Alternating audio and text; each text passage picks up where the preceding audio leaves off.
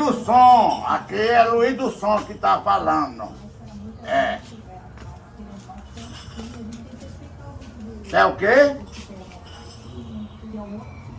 220 pão? Eita! Oxê! Eu não vendo pão não, minha filha. Oxê! Pão! Não, aqui não tem nenhuma. Deve ser algum engano. Já ligou uma rapariga nesse tempo falando pra querendo Ei, pão. vovô! Ei, E vovô! agora chegou tu querendo porra de pão. E eu acabar com pão. Não, Eu vovô! compro de pão aqui, é 4 contos de pão pra passar 2, 3 dias. Eu e meu menino, meu netinho que gosta de pão. Eu não trabalho com pão não. Já faz muito tempo que eu trabalhei, mas já faz muito tempo, mas não trabalho não. Rapaz, Eu. estão ligando pra saber se tem pão, é? Eu não tenho pão não, porra! Vai tomar no... Ei, vovô!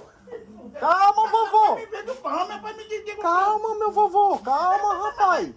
Me diga o preço, mas é o pão de todo jeito. O senhor